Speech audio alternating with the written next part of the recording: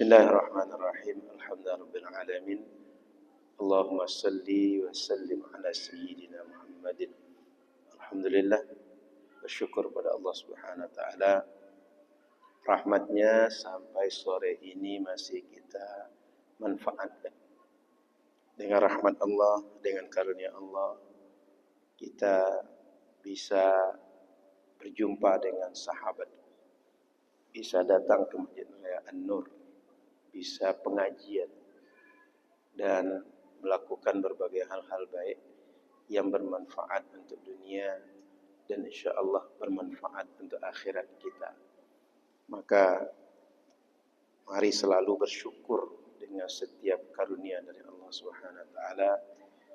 Yang karunia Allah tak ada yang bisa memberikannya kecuali hanya Allah yang memberikan kepada kita. Salawat teriring salam kepada Rasulullah sallallahu alaihi wasallam. Semoga kita semua patut untuk nanti disebut namanya oleh Rasulullah, patut didoakan oleh Rasulullah sallallahu alaihi wasallam, dan patut untuk diajak bersama Rasulullah di dalam surga, di tempat terbaik yang semua orang berharap berada di tempat itu dan bersama orang terbaik Rasulullah sallallahu alaihi wasallam. Amin ya rabbal alamin. Rekan-rekan Irma yang dirahmati Allah Subhanahu wa taala, sore ini kita mengkaji tentang bagian daripada kajian akidah kita. Akidah yang merupakan keyakinan yang menjadi sandaran hidup kita, yang menjadi pegangan hidup kita, sehingga hidup ini jelas mau dibawa kemana, hidup untuk apa, dan apa yang kita kejar dalam hidup ini.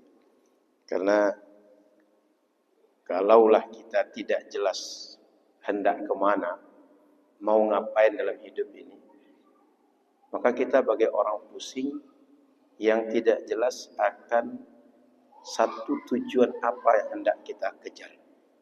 Oleh karena itu, sore ini kawan-kawan membuat tema apa jadinya aku tanpamu ketika hidup tidak ada lagi, ketika hidup tidak lagi ada tujuan. Abang kakak yang dirahmati Allah Subhanahu wa taala, bila kita merenungi ayat-ayat Al-Qur'an dan merenungi hadis-hadis Nabi sallallahu alaihi wasallam dan melihat realita kehidupan selama ini, kehidupan kita ini bukan kehidupan tanpa tujuan, tapi kehidupan yang punya tujuan yang jelas. Yang paling simple, yang paling sering kita ulang, yang paling kita sebut adalah kalau ada orang dapat musibah, kita menyebut kalimat singkat inna lillahi wa inna ilaihi raji'un. Kita semua adalah milik Allah Subhanahu wa taala. Maknanya kita diciptakan oleh Allah. Kita dijadikan ada oleh Allah Subhanahu wa taala. Karena Dia yang menjadikan kita ada dan Dia yang menjadikan kita menjadi makhluk seperti saat ini, maka Dia pula yang berhak untuk melakukan apa saja kepada kita sesuai mau Dia. Maka di antaranya kita kembali kepadanya. Kapan? Di waktu yang Dia inginkan. Bagaimana? Sesuai dengan apa yang Allah kehendaki dengan akhir kehidupan kita berdasarkan perbuatan yang kita buat selama hidup kita. Maka poin pertama, kita perlu menyadari kalimat yang sering kita sebut inna lillahi wa inna ilaihi raji'un. Kita semua diciptakan oleh Allah, ada di dunia, hadir di dunia, berbuat di dunia, lalu mendapat manfaat apa saja di dunia, semuanya adalah berasal dari Allah Subhanahu wa taala. Maka sudah menjadi tabiat, kalau kita semuanya diberi oleh Allah, semuanya disediakan oleh Allah, mestilah kita ikut dengan apa yang menjadi kemauan Allah dari kita. Oleh karena itu, Tidak mungkin kita akan tunduk, akan taat, akan ikut Allah Subhanahu wa taala kecuali kita kenal dengan Allah Subhanahu wa taala. Orang yang tidak kenal dengan Allah, dia tak punya rasa takut. Orang yang tidak kenal dengan Allah, dia tidak punya rasa harap. Orang yang tidak kenal dengan Allah Subhanahu wa taala, bagi dia apa saja yang menjadi aturan Allah sepele. Tapi kalau kenal dengan Allah Subhanahu wa taala, sedikit saja kebaikan yang bisa dia buat, dia akan kejar. Orang yang kenal dengan Allah, sedikit saja dosa yang menyebabkan Allah murka kepada dia, dia akan jauhi. Maka abang kakak rahmat Allah Subhanahu wa taala, poin kedua dalam kajian ini, secara ringkas kita akan mencoba mengenal Allah dari sifat-sifat Allah Subhanahu wa taala.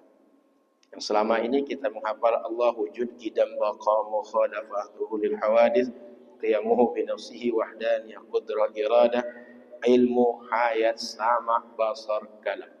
Saya akan bahas itu dalam penjelasan yang singkat. Nanti kita diskusi. Nanti poin ketiga, buah dari itu nanti. Pertama, disebut Allah wujud. Apa makna wujud? Pasti ada. Kenapa Allah pasti ada? Dalam Al-Quran dia menyebutkan, innani anallah, la ilaha illa ana fa'budni. Sesungguhnya aku adalah Allah, tidak ada Tuhan kecuali aku, maka beribadahlah kalian kepadaku. Kenapa kita harus ibadah kepada dia? Karena dia Tuhan manusia. Kenapa dia suruh kita ibadah kepadanya? Dia yang menciptakan alam semesta. Karena dia pencipta segala sesuatu, maka kepadanya lah berhak orang beribadah. Yang lain tidak berhak. Karena yang lain tak punya jasa apa-apa kepada kita. Tapi Allah yang menjadikan kita ada, dia berhak menjadi Tuhan, berhak untuk kita ibadah kepadanya. Maka Tuhan itu pasti ada. Secara logis tidak masuk akal. Di sini tadi tak ada kue, tak ada roti. Lalu ada roti. Kenapa di sini ada roti? Ada yang ngantar tadi. Kalau ada orang mengatakan di sini ada roti tapi tak ada yang ngantar, di sini ada roti tapi tak ada yang buat roti, tak satu pun nalar manusia yang normal menerima bahwa roti ada tanpa ada yang membuat roti. Roti di sini ada, tapi tak ada yang mengantarkan roti ke sini. Tak ada nalar manusia normal yang menerima. Maka Tuhan itu pasti ada. Dan saya ingin pastikan pada kita semua, keyakinan kita mesti meyakini Allah itu wujud. Allah pasti ada. Sehingga di mana saja kita berada, kapan saja berada, kita yakin Allah pasti ada. Dan kawan-kawan, ini perlu kawan-kawan jelaskan kepada kawan-kawan yang lain bahwa Allah itu pasti ada. Karena orang-orang yang tidak yakin Allah pasti ada, dia mudah pesimis dalam kehidupan dia. Tapi orang yang yakin Allah ada, dia punya rasa optimis. Kalau ada yang bertanya, apa buktinya Allah itu ada secara logis? Ada di antara nalar yang bisa kawan-kawan pakai. Dulu, sebelum alam ini ada, alam ini tak ada. Sama macam kita. Sebelum kita lahir ke dunia, dulu kita tak ada. Dalam rahim orang tua nggak ada. Sehingga ada alam, tak ada alam, itu adalah sesuatu yang sebelum alam ini ada sesuatu hal yang lumrah. Dan ada dan tidak ada alam, ini secara logis, ini punya kemungkinan sama. Alam ini bisa jadi, atau bisa tak jadi. Sama dengan kita dalam rahim orang tua kita. Atau sebelum buat roti ini. Sebelum ada roti ini. Roti ini bisa menjadi ada roti atau tidak, itu potensinya sama. Kalau tepung kita olah, kita masukkan ke oven, jadi roti ini. Kalau tidak kita olah, tak kita masukkan ke oven, nggak jadi roti ini. Paham nalarnya? Sebelum roti ini ada, ini potensinya jadi roti atau tidak itu sama potensinya. Tapi kenapa roti ini menjadi ada? Karena kita memutuskan tepung diolah dengan segala bumbunya, lalu dimasukkan ke oven. Setelah masuk di oven, lalu kita kemas, dihidangkan di sore hari ini. Begitu juga alam. Kalaulah dulu alam semesta ini sebelum terjadi, diciptakan oleh Allah alam ini atau tidak, sama-sama bisa terjadi keduanya. Maka alam ini menjadi ada bila diciptakan oleh Allah. Sama dengan roti tadi. Kalau tak diolah tepung tadi, tak dimasukkan ke oven, nggak akan jadi roti seperti yang saat ini. Sehingga Allah Subhanahu wa taala dialah yang menjadikan alam. Kalau dia tak menjadikan, alam itu tak pernah ada. Itu satu di antara bukti bahwa Allah Subhanahu wa taala pasti ada dan dialah penyebab adanya alam semesta. Sifat yang kedua lagi. Apa sifat yang kedua? Kidam. Kidam itu maknanya wujud dia, eksistensi dia sebelum segala sesuatu ada. Kenapa Allah itu wujud dia sebelum segala sesuatu ada? Karena dia pencipta. Dia sumber segala sesuatu. Kalau dia sumber segala sesuatu, dia pencipta segala sesuatu, wujud dia pasti sebelum segala sesuatu. Tidak mungkin dia pencipta, tapi dia belum ada, ciptaannya sudah ada. Tak mungkin tukang buat roti, rotinya sudah ada, tukang buat roti belum pernah lahir. Gak masuk akal. Maka Al-Quran menyebut huwal awwal. Dia Allah al-awwal. Belum ada apapun, dia sudah ada. Setelah dia ciptakan segala sesuatu, baru ada. Ada manusia, ada langit, ada bumi, ada matahari, ada bulan, ada arasy, ada apa saja. Kalau dia tak ciptakan, tak ada segala sesuatu. Sama dengan kita. Kalau tak dibuat undangan pengajian sore ini, nggak akan ada acara pengajian sore ini. Nggak akan datang orang-orang abang-abang, kakak-kakak ini. Nggak akan ada pengajian yang kita lakukan saat ini. Maka Allah Subhanahu wa taala dia sebab segala sesuatu ada. Karena dia sebab segala sesuatu ada, dia sudah ada sebelum apapun di alam semesta ini wujud. Yang ketiga lagi, bersifat baqa, kekal. Tak ada ujungnya dia, tak ada mati-matinya. Ini Irmani kira-kira sampai kapan?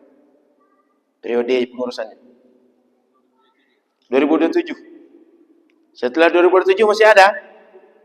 Belum tentu. Bisa ada, bisa tidak. Kalaupun ada Irma 2027 dan 2029, mungkin pengurusnya bukan yang ini.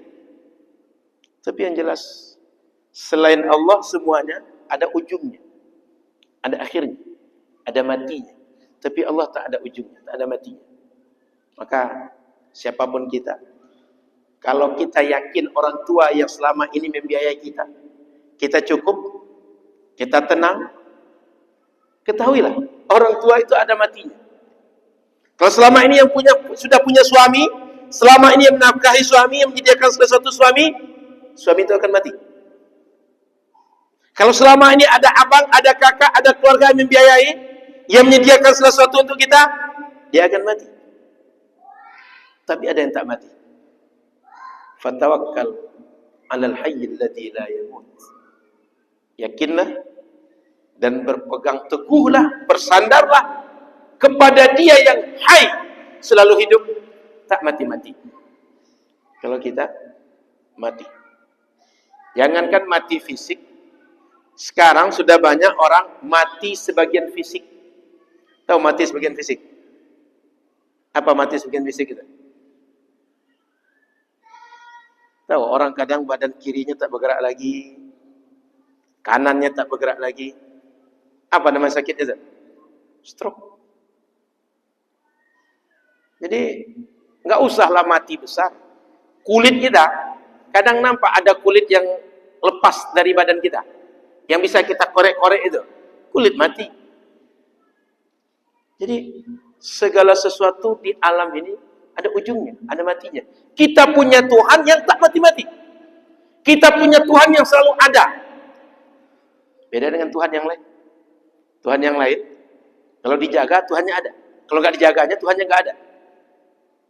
Apapun Tuhan yang lain, kalau nggak dijaga nggak ada Tuhannya. Tuhan Allah Subhanahu Wa Taala dia tak perlu dijaga, tapi Dia yang menjaga semua ciptaannya. Maka orang tua-tua kita sering pesan sejak dahulu, kemana saja pergi, nak, tidak usah takut, Allah ada di mana-mana, nak. Orang tua tidak sedang mengatakan fisik Allah ada di mana-mana, bukan. Tapi orang tua sedang mengatakan bahwa Dia Tuhan yang pasti ada, selalu ada, dan kasih sayangnya, penjagaannya, Dia mendengar, Dia melihat, Dia memenuhi hajatmu ada saat engkau perlu dengan Dia, dan tidak ada batasnya. Kalau kita ada batasnya, Allah nggak ada batasnya. 3, 4. Dia tak sama dengan apapun. Kenapa? Yang lain diawali dengan dilahirkan, diawali dengan dijadikan, lalu ada akhir, ada matinya, ada ujungnya. Dia tak diciptakan, tak dilahirkan, tak ada ujung, tak ada matinya. Maka Dia sempurna. Selain Dia enggak sempurna. Oleh karena itu kalau kita berharap kepada yang tak sempurna, Dia pun berharap kepada yang lain. Tapi kalau berharap kepada yang sempurna, kita tidak perlu bertopang kepada sebuah sesuatu yang menjadi perantara kepada Dia yang sempurna. Makanya berharap kepada yang tak sempurna sering kecewa. Tapi berharap kepada yang sempurna, Dia punya segala sesuatu dan Dia bisa memberikan apa saja yang menjadi hajat-hajat kita. Maka Allah Subhanahu Wa Taala Dia Maha sempurna, kita tak sempurna. Dan tak ada seorang pun di antara kita yang sempurna. Oleh karena itu, abang kakak dirahmati Allah Subhanahu Wa Taala, apapun selain Allah butuh kepada Allah. Tapi Dia enggak butuh dengan apapun. Dia enggak butuh dengan makhluknya. Dia tak butuh dengan doa kita. Dia enggak butuh dengan solat kita. Dia enggak butuh dengan puasa dan zakat kita. Dia enggak butuh dengan apapun amal soleh kita. Tapi kita yang butuh kepada Dia. Maka coba abang kakak renungkan. Andai semua orang di dunia ini dalam hadis qudsi seperti Fir'aun bejatnya. Tahu Fir'aun? Kenal Fir'aun? Kan bukan kawan main kan? Fir'aun itu kalau bahasa Al-Quran, dia menyebut dirinya innani ana rabbukumul a'la. Aku Tuhan kalian yang maha tinggi. Dia mengaku Tuhan sama pula seperti Allah. Dan tidak ada orang sekurang ajar Fir'aun itu dalam menjadikan posisi dirinya.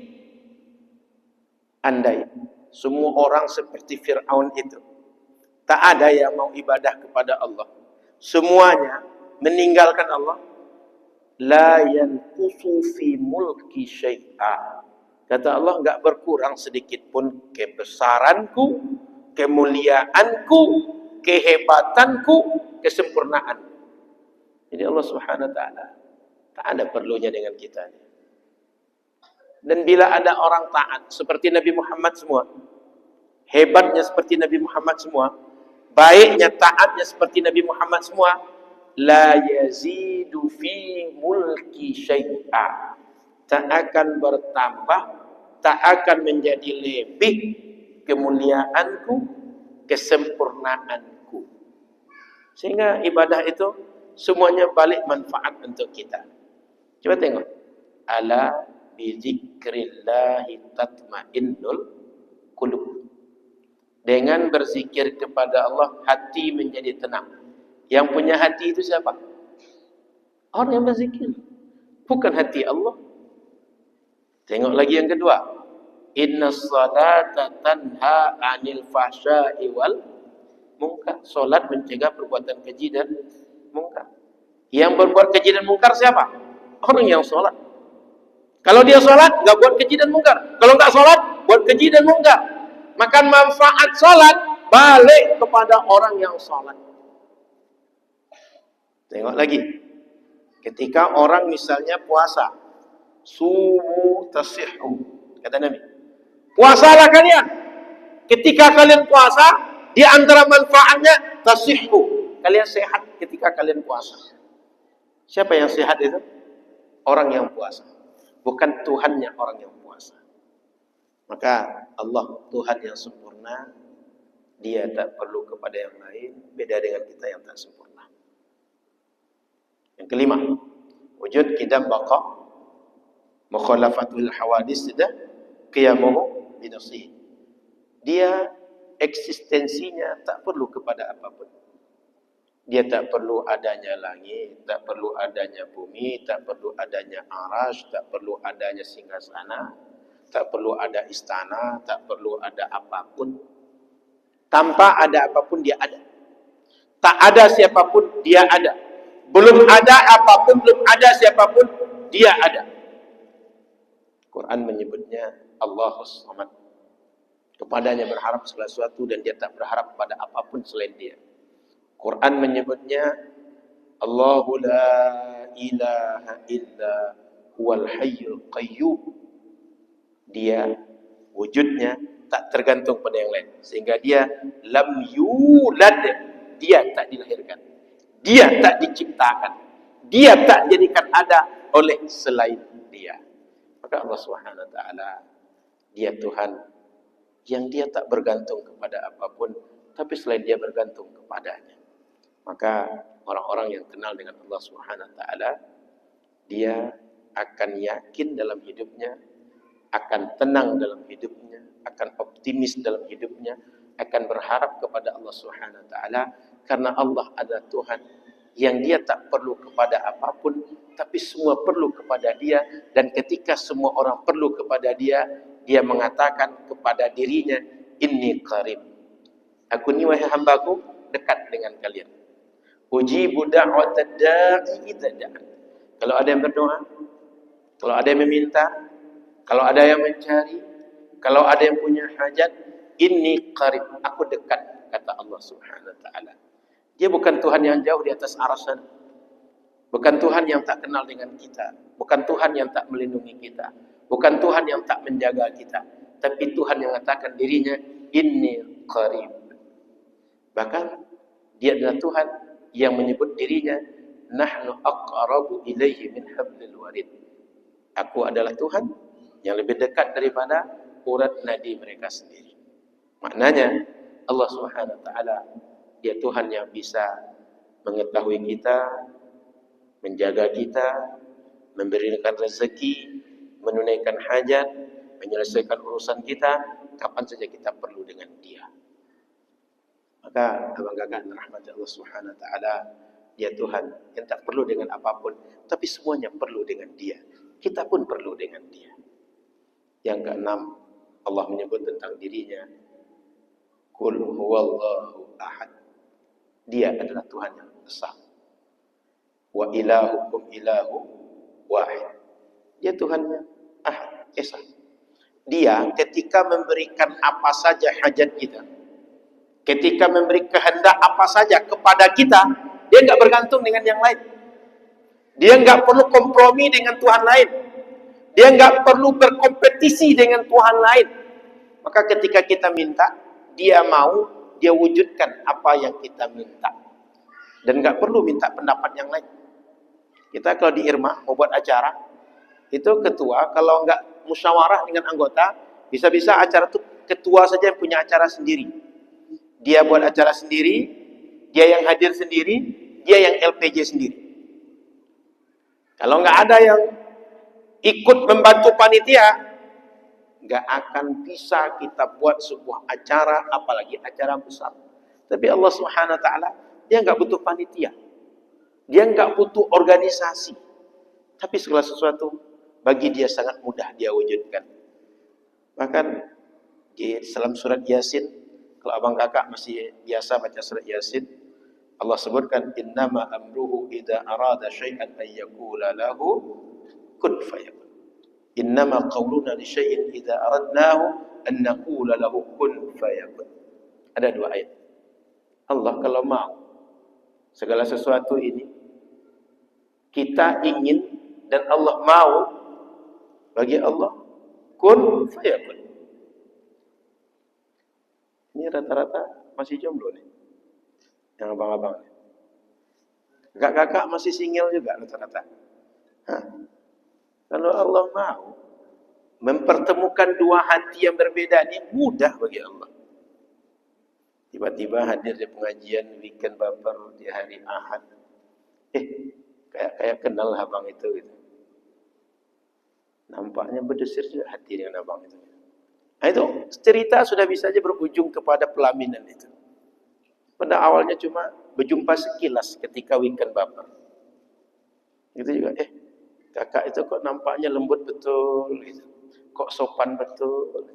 Nampak sekilas ujung-ujungnya akan nikah.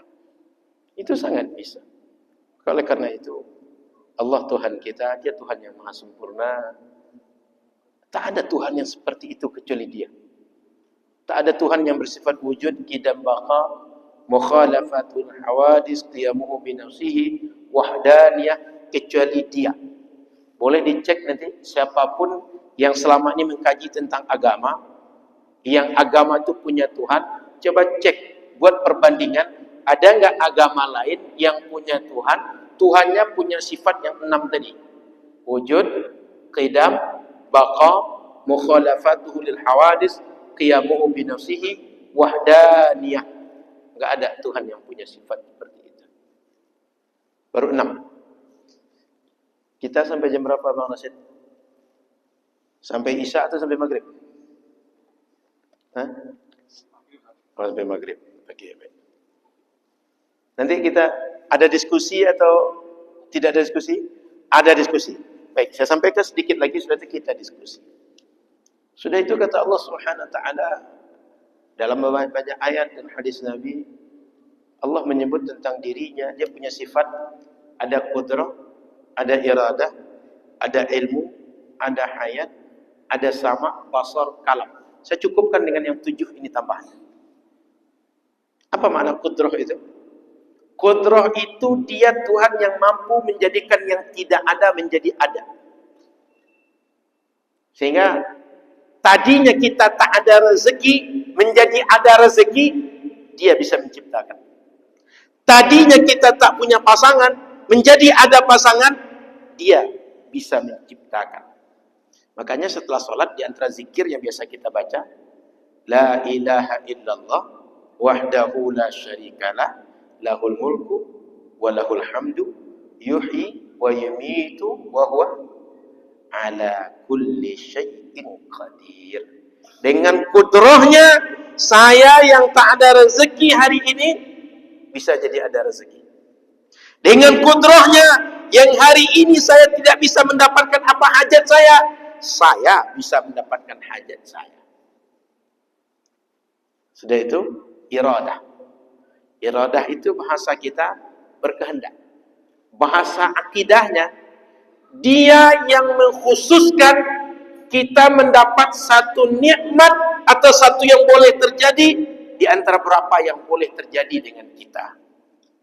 Contoh, saya sebelum dulu lahir dari rahim orang tua, sebelum ada kelamin di dalam rahim orang tua, bisa laki-laki, bisa perempuan, atau bisa hermafrodit. Tahu hermafrodit? Yang kelaminnya ganda. Pernah dengar?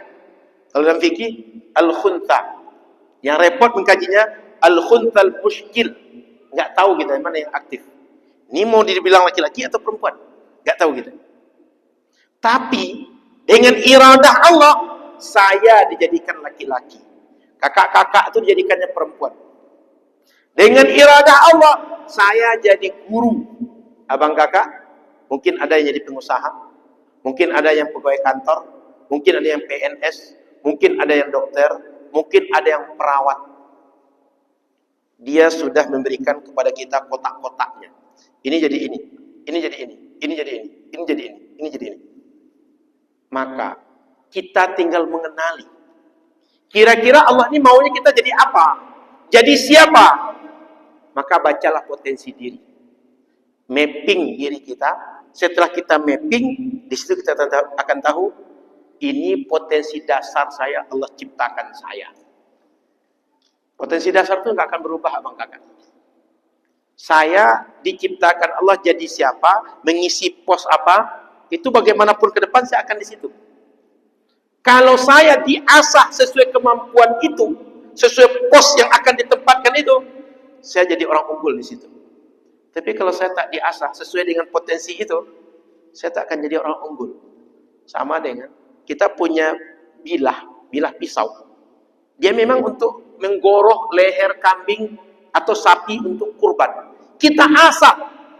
Asal ada sapi, ada domba, ada kerbau, itu mudah untuk digorok. Tapi coba besi tongkat punya satpam itu, atau linggis, cuma diasah. Capek kita mengasahnya, habis energi kita, tak juga tajam-tajamnya. Kalaupun jadi, lama tajamnya. Itu juga kita. Kalau punya potensi, terbaca potensi, kita asah potensi itu, jadi barang itu. Masalahnya selama ini kan kita kadang-kadang tak tahu potensi itu. Dan tak mau membacanya. Dan tak mau mempelajarinya. Makanya kadang-kadang diadakan psikotes, ada mapping kemampuan manusia, dan berbagai kemajuan ilmu, itu orang sudah bisa membaca. Saya ini kelebihan saya apa? Saya kemampuan saya apa? Saya cocoknya di mana? Maka abang kakak, ada baiknya sekali baca juga potensi diri itu, supaya kita tahu, saya ini cocok jadi apa. Jangan sampai kita tidak cocok tapi dipaksakan. Sama macam linggis diasah tadi. Tapi kalau pisau diasah, tajamnya luar biasa pisau itu. Pernah tengok pisau kalau tisu itu kita pegang, itu pisau itu bisa merobek tisu tadi, saking tajamnya. Kenapa? Karena memang dia pisau untuk bisa diasah tajam. Allah Subhanahu wa taala punya kehendak. Di antara kita Allah kehendaki menjadi orang-orang yang makmur, orang-orang yang kaya, orang-orang yang berilmu. Maka bagi Allah bisa saja kita satu di antara orang kaya. Bagi Allah bisa saja kita satu di antara orang berilmu. Bagi Allah bisa kita satu di antara orang bahagia. Tinggal kita bagaimana mengenali agar kita bahagia. Kullun muyassarun lima khuliqalah. Setiap orang Allah ciptakan untuk fungsi, untuk peran, dan Allah akan mudahkan dia mencapai fungsi dan peran itu. Cuma masalahnya kita selama ini nggak peduli dan nggak mau membaca dan nggak mau tahu fungsi kita, peran kita untuk di mana. Saya untuk jadi siapa? Makanya di antara kita ini, coba tengok aja. Asal jadi ketua, dia berhasil itu. Orang ini asal menjadi pembawa acara, dia berhasil. Kenapa? Dia memang bidangnya di situ. Ini orang ini asal mengurus keuangan, dia berhasil. Kenapa? Dia memang bidangnya di situ. Ini orang ini asal mengurus sesuatu yang terkait dengan makanan, dia berhasil. Kenapa? Bidangnya di situ. Keahliannya di situ. Potensi dasar Allah sediakan untuk dia untuk mengurus makanan. Maka abang kakak dirahmati Allah Subhanahu wa taala, iradah Allah mengkehendaki kita bisa menjadi sesuatu di antara beberapa yang mungkin terjadi dengan kita. Sama dengan sore ini, kita bisa saja duduk di majelis baper ini, bisa juga duduk di kedai kopi, bisa juga duduk di halaman Masjid Raya An-Nur, tapi kita memilih ada di majelis ini. Ini terjadi dengan iradah Allah Subhanahu wa taala. Sudah itu Allah punya sifat ilmu. Apa makna ilmu? Dia tahu. Dia tahu segala sesuatu tentang apapun objek yang dia ketahui sesuai dengan realitanya. Kalau kita mengetahui sesuatu, kadang-kadang pandangan sekilas kita salah. Pernah nengok orang-orang ngedit video dengan HP. Kadang ada benda itu, cuma mobil mainan yang divideokan dengan HP biasa ini. Tapi begitu hasil editan keluar, itu macam orang off-road ke Batu Tilap. Pernah Batu Tilap? Atau pernah tengok off-road ke Batu Tilap? Atau macam orang off-road di kampung-kampung, jalannya nggak ada aspal, kemudian banyak sungainya. Itu sebenarnya cuma di tanah sedikit yang dibentuknya berlubang-lubang. Lalu kadang-kadang dikasih yang agak dalam sedikit, dikasih air. Mobil mainan dipegang pakai tangan berjalannya atau pakai remote jalannya, tapi karena pandai mengedit, itu macam orang di alam bebas yang terjal, yang curam, yang menakutkan. Padahal cuma editan HP dia. Pandangan kita sering salah. Sering juga di media sosial itu, ketika chatting, oh orangnya cantik minta ampun gitu. Gantengnya luar biasa.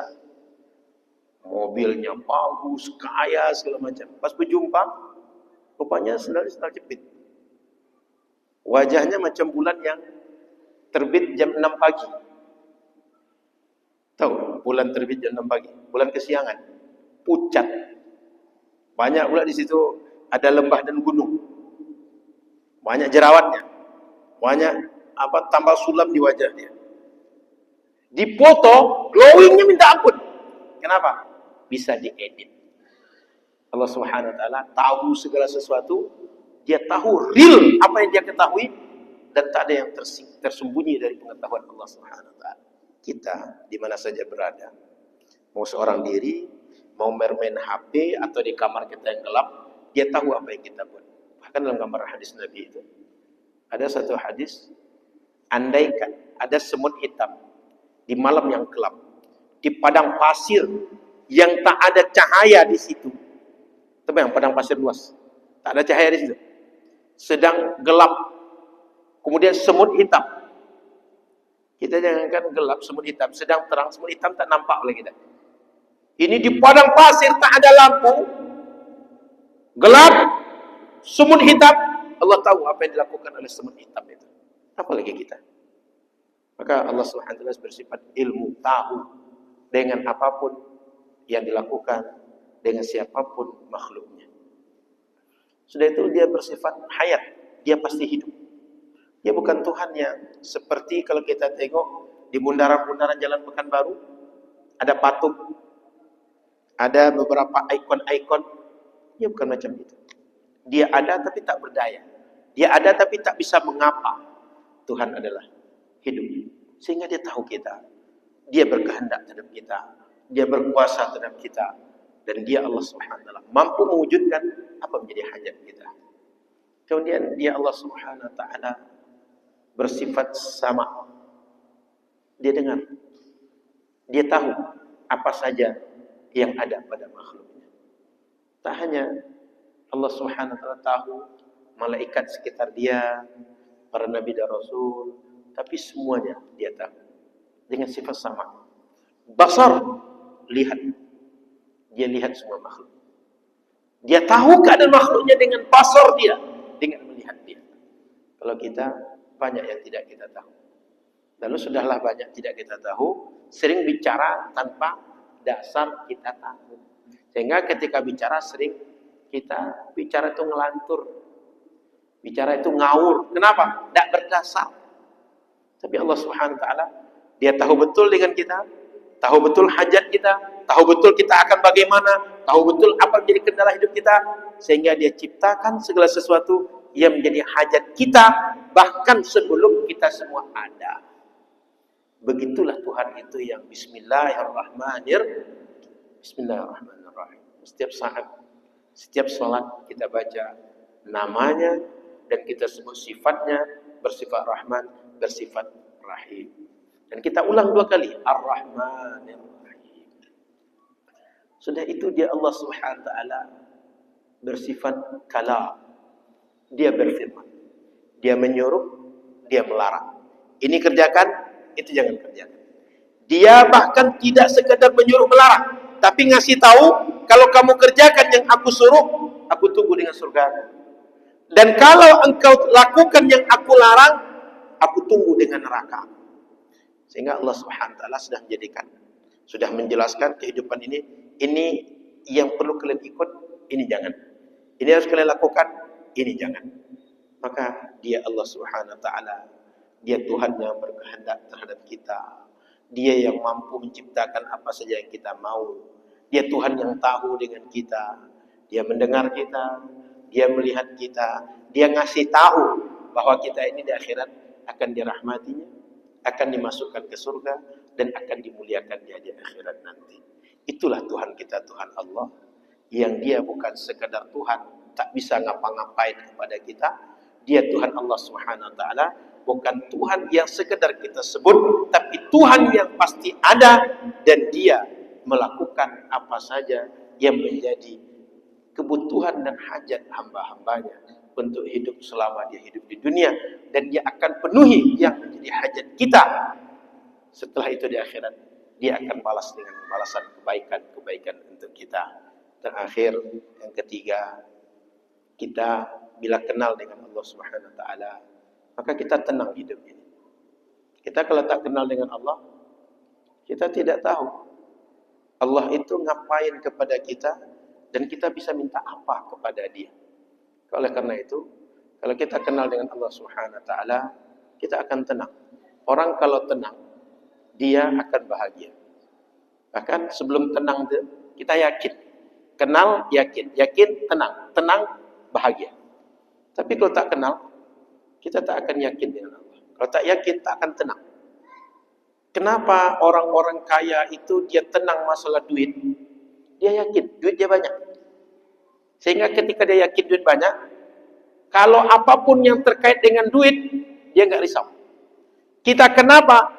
Asal terjadi sesuatu yang akan terkait dengan duit, langsung rasanya kepala nyut-nyutan. Akhir bulan, ini kira-kira bayar kos besok ada duit atau tidak? Gitu.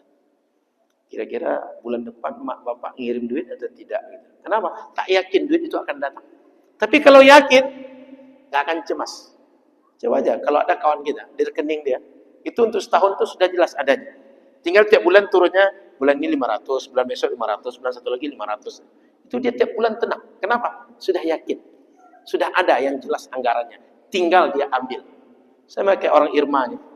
Karena anggaran hibahnya sudah jelas, membuat acara kajian tiap pekan pun bisa. Tapi karena anggaran tak jelas, bulan besok kita kajian atau tidak ya? Kita tengok lihat. Itu berbulan-bulan bisa begitu tuh. Bulan depan kajian kita Bang Rasid, tengok ya. Kalau ada anggaran kita buat, kalau ada dana kita buat. Tapi sekarang jangan kan tiap bulan, jangan tiap tahun. Setiap pekan pun bisa, tiap hari pun bisa berkajian. Kenapa? Mesti selesai 14 kajian dalam waktu 2 bulan, mesti selesai. Maka tiap hari pun mau kajian, ayo kajian gitu. Ya pokoknya selesai gini. Kenapa? Jelas. Tapi kalau tak jelas, risau, resah, bimbang. Maka abang kakak dirahmati Allah SWT, kita belajar, kita mengaji itu tujuannya mengenal. Mengenal itu membuat kita tenang. Tenang itu membuat kita dalam hidup ini menjadi bahagia. Itu kira-kira 3 poin. Bahwa kita semuanya adalah datang dari Allah dan ciptaan Allah. Yang kedua, Allah itu sudah jelaskan dengan sifatnya yang 13 tadi. Yang ketiga, buah dari kenal dengan Allah Subhanahu wa taala membuat kita kenal, kenal membuat kita yakin, yakin membuat kita tenang, tenang membuat kita bahagia menjalani kehidupan. Saya tutup untuk sesi pengantar, kita lanjut dengan diskusi. Silakan abang kakak, kita diskusi sampai di waktu dianggap cukup. Silakan.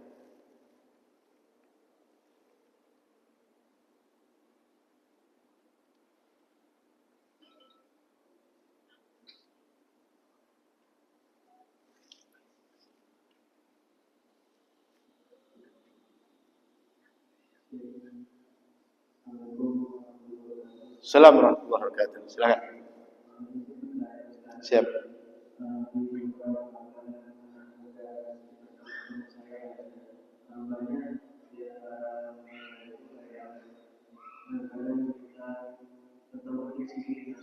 Nah.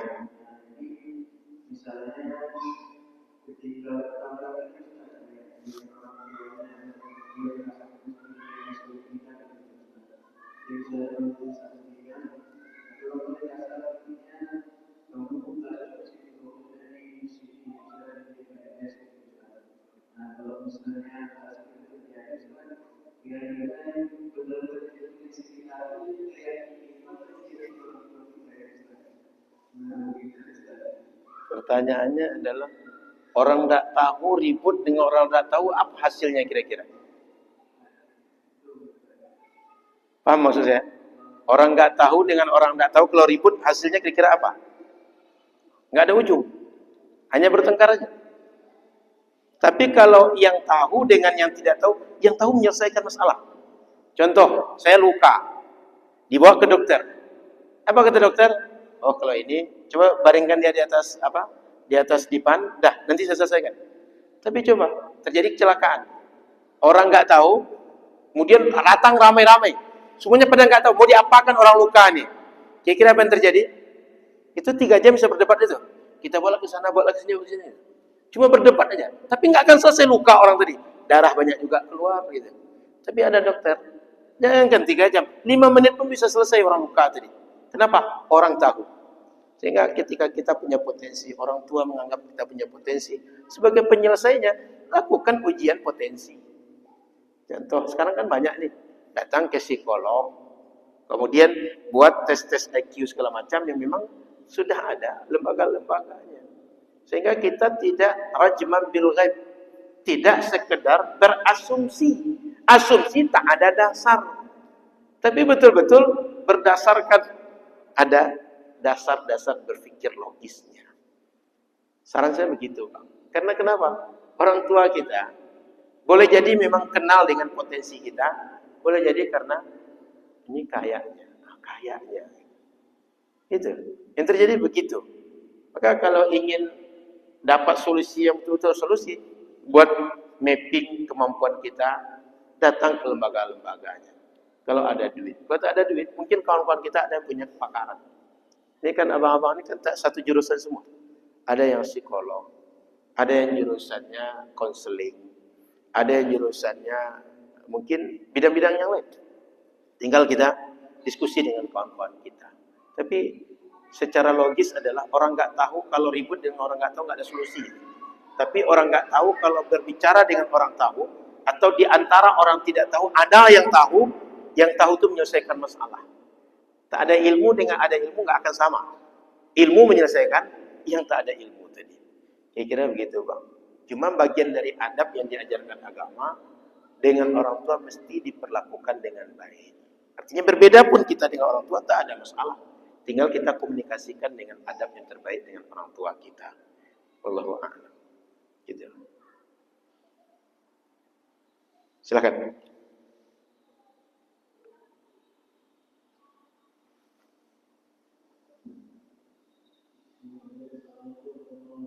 Assalamualaikum warahmatullahi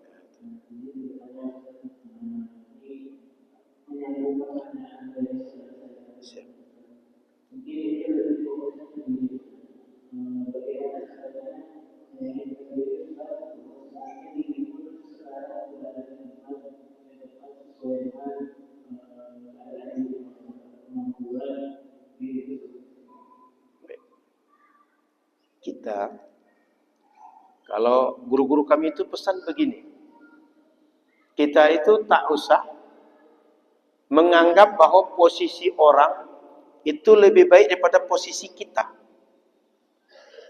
Artinya, saat ini kita misalnya sedang berkhidmat untuk masjid. Lalu ada orang yang dia jadi pengusaha. Lalu ada orang yang dia punya profesi tertentu yang menurut kita survive. Yang menurut kita dia itu bahagia betul. Karena ketahuilah, kita yang sekarang sedang ngurus masjid, merindukan jadi dokter, rindukan jadi pengusaha. Rupanya yang pengusaha, yang dokter itu sedang merindukan, andailah saya bisa berkhidmah di masjid macam abang itu ya. Kenapa? Kita tak tahu stresnya dia.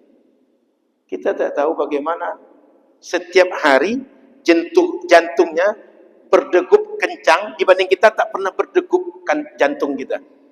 Pengusaha itu jangan kira setiap hari tengok angka untung banyak. Saya bukan pengusaha, saya ketua yayasan cuma. Tapi setiap ujung-ujung bulan itu sudah mikir, kira-kira bulan ini cukup enggak gaji karyawan? Kira-kira bulan ini kalau kita buat anggaran untuk ATK itu cukup enggak gitu. Kira-kira buat program ini, buat program itu, kira-kira cukup enggak dana gitu. Kita punya santri sekian orang, kira-kira bulan ini bisa enggak kita ngasih makan dia gitu. Enggak pengusaha, enggak takut rugi. Cuma mikir gimana orang ini bisa makan, orang ini bisa gaji, perusahaan kantor kita bisa, listriknya bisa dibayar. Itu tiap bulan kepala kita mikir. Tapi orang yang khidmat di masjid nggak perlu mikir itu. Dia tinggal menikmati tiap hari kerjanya, bangun tidur, bagaimana dia bisa melihat masjid ini tertata dengan baik, orang bisa melaksanakan ibadah dengan baik. Setelah selesai orang ibadah, dia pun menikmati, dia kemudian meraup pahala. Dia pun menikmati, menyenangi, dan dia batinnya menjadi tentram dengan kondisi masjid yang sudah rapi bersih dengan pekerjaan dia.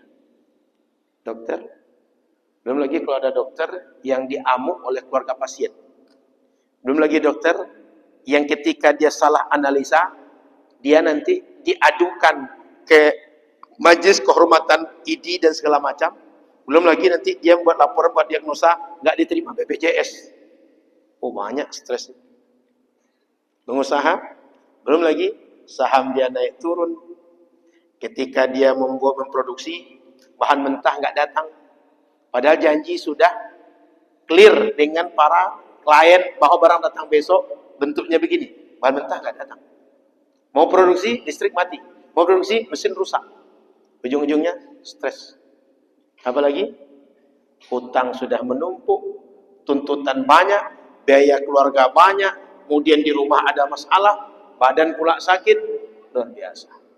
Oleh karena itu, kita setiap lokasi, setiap posisi yang saat ini kita tekuni, yakinilah itu yang terbaik untuk kita.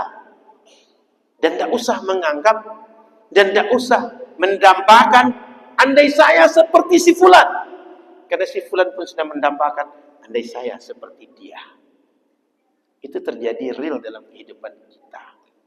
Maka abang, kakak, bapak, ibu, rahmati Allah SWT, nikmati posisi yang sedang sekarang kita lakukan, yang kita ada di situ, dan berbuatlah semaksimal yang bisa kita buat dengan posisi kita. Maka kita akan bahagia dengan posisi kita, jadi siapapun. Maka abang, kakak, rahmati Allah SWT, kalau kita buat filosofi tanaman, makin besar itu makin kuat anginnya, makin kencang goyangnya. Tapi kalau kecil, anginnya juga kecil, karena pelindungnya banyak. Tengok, goyang rumput oleh angin dengan batang durian yang tinggi, itu nggak akan sama. Kelapa yang tinggi, itu kadang-kadang kalau kita tengok ketika angin kencang, rasa-rasa mau rubuh kelapa. Tapi rumput nggak pernah kita tengok, daunnya rumput rasa-rasa mau rubuh. Kenapa? Anginnya sekencang menimpa kelapa yang besar. Begitu juga resiko-resiko kehidupan. Tapi saya tidak sedang menyatakan hidup ini begitu-begitu jelas terus, nggak begitu. Tapi nikmatilah hidup, lakukan yang terbaik dengan posisi kita saat ini.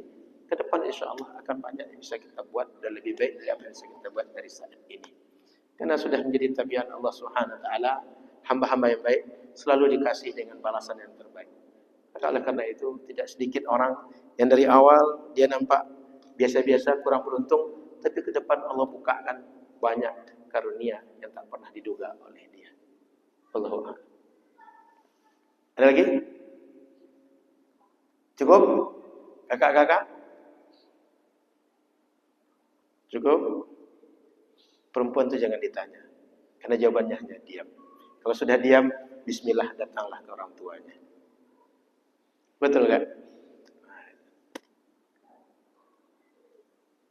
Kita cukup kan? Baik. Ada lagi?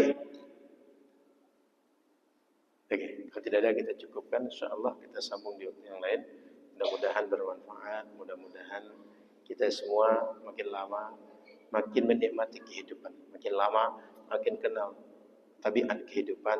Sehingga makin lama hidup ini makin kita lalui dengan ringan. Dan kita semua menjadi orang-orang beruntung melalui kehidupan yang singkat ini. Terima kasih. Mohon maaf salah dan kurang. Subhanallah wa bihamdika. Asyhadu an la ilaha illa anta astaghfiruka wa atubu ilaika. Assalamualaikum warahmatullahi wabarakatuh.